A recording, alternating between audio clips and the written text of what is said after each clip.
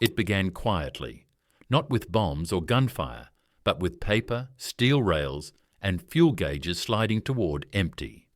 On the morning of June 22, 1941, as German artillery opened fire along a front stretching from the Baltic Sea to the Black Sea, Adolf Hitler believed he was launching the greatest land invasion in history.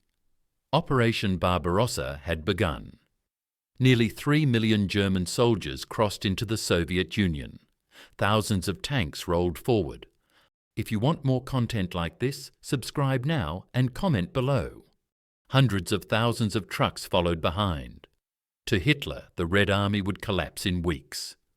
What he did not see, or refused to see, was that Germany's war machine was already starving. Not of courage or weapons, but of something far more unforgiving. Fuel, rails, distance, time. At 3:15 a.m., Army Group North pushed toward Leningrad. Army Group Center aimed for Moscow, and Army Group South drove into Ukraine. On the maps inside the Wolf's Lair headquarters in East Prussia, the arrows looked clean and confident. Hitler believed speed would solve everything. He believed that rail lines could be converted quickly, that fuel would be captured from the enemy, and that the Soviet state would collapse before logistics became a problem. This belief would shape every major decision he made after that morning, and it would quietly destroy the German army from the inside out. Germany entered the war with a serious weakness it could never fully fix.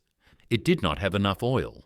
In 1941, the Reich depended heavily on Romanian oil fields at Ploiești and on synthetic fuel made from coal. Even at full production, this supply was never enough for a long, mechanized war across an entire continent. Every tank advance, every truck convoy, every aircraft sortie burned fuel Germany could not easily replace. Yet Hitler planned his campaigns as if fuel were unlimited. He believed victory would come before shortages mattered. Rail transport was the second hidden problem. The German army depended on railways to move food, ammunition, fuel, and reinforcements. Trucks could not handle long distances alone. They wore out quickly, broke down often, and needed fuel themselves. Railways were the backbone of the army. But the Soviet rail system used a wider gauge than German rails.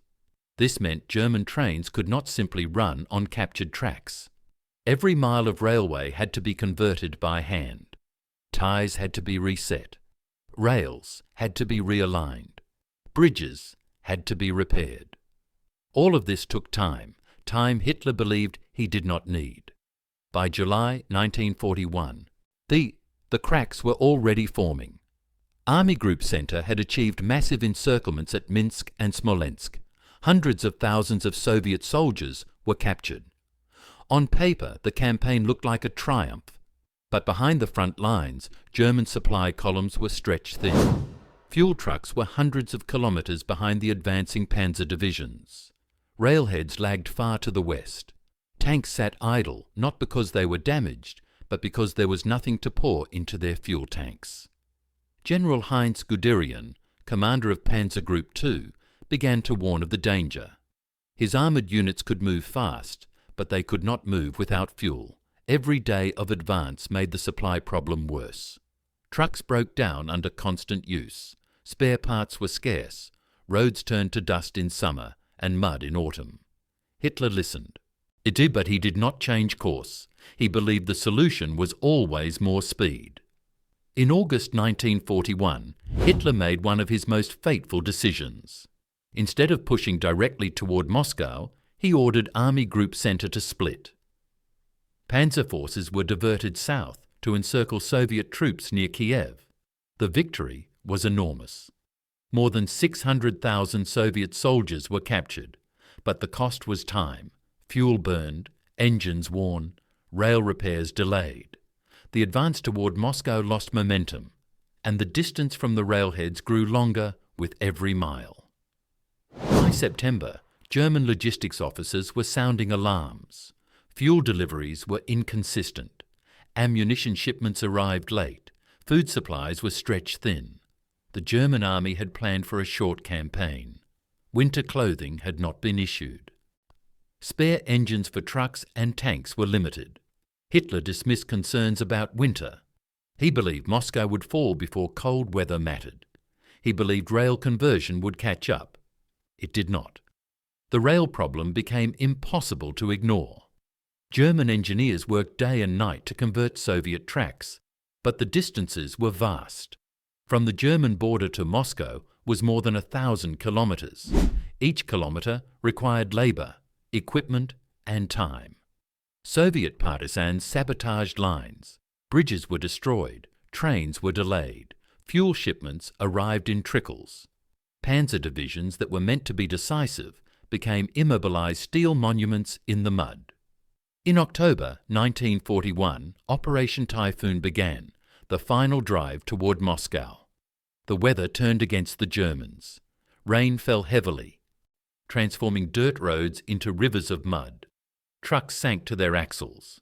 Horses collapsed from exhaustion. Fuel consumption skyrocketed as engines struggled through the mud. Rail transport could not keep up.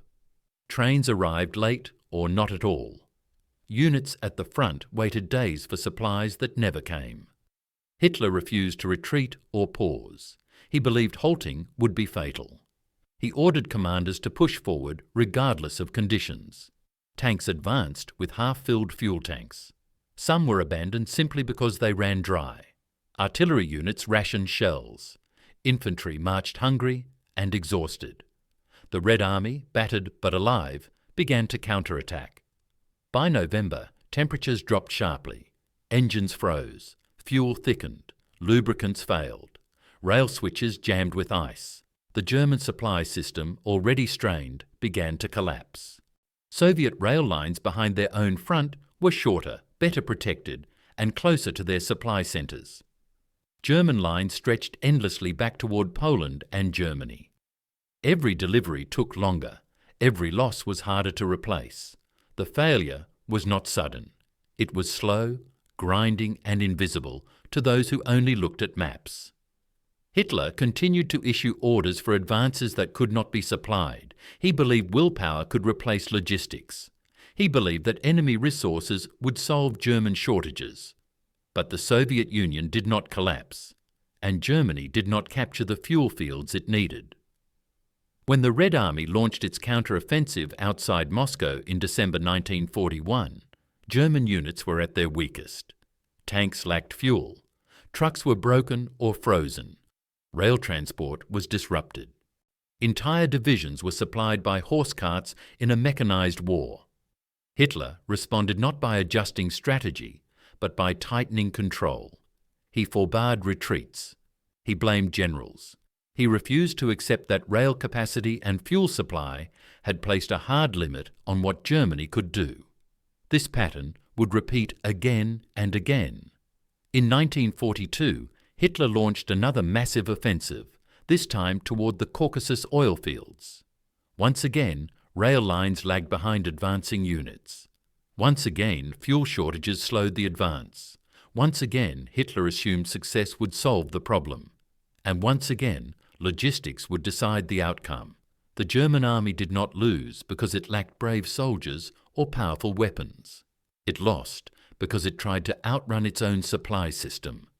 It lost because its leader ignored the quiet and boring mathematics of fuel consumption and rail capacity. Every kilometre advanced without secure supply was a gamble. Hitler gambled again and again, and the odds only grew worse. What makes this story so dangerous is how familiar it feels. Hitler was warned. His generals warned him. His logistics officers warned him. The numbers were clear. The railways could not support the advance. The fuel was not enough. But Hitler believed belief itself could overcome reality. He believed that speed would replace supply, that willpower would replace fuel, that victory would arrive before limits mattered. Those limits mattered. They mattered every hour, every mile, every frozen rail switch, every empty fuel tank. They mattered more than ideology, speeches or maps. And they were waiting, silently. as the German army marched deeper into the vastness of the East. In the spring of 1942, Adolf Hitler stood at another crossroads. The failure to take Moscow had not changed his belief in speed or boldness. Instead of scaling back, he doubled down. On April 5, 1942, he issued Directive Number 41. The new plan was clear. The German army would drive south, seize the oil fields of the Caucasus, and cut off the Soviet Union's fuel supply. Hitler believed this single move would end the war in the East. He believed that capturing oil would solve Germany's fuel problem instantly. Once again, he ignored the limits of rail transport that made such a plan almost impossible. The offensive began in late June 1942. Army Group South was split into two forces. Army Group A pushed toward the Caucasus. Army Group B advanced toward the Volga River and the city of Stalingrad. The distances were enormous. From German railheads in Ukraine to the Caucasus Mountains stretched hundreds of kilometres of poor roads and damaged tracks. Every kilometre forward stretched supply lines thinner.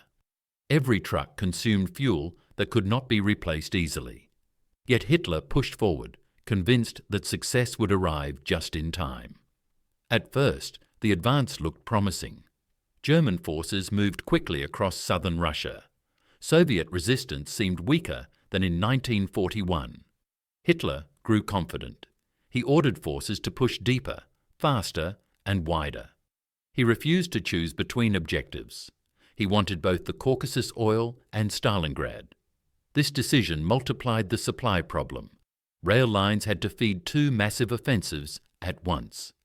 The system could barely support one.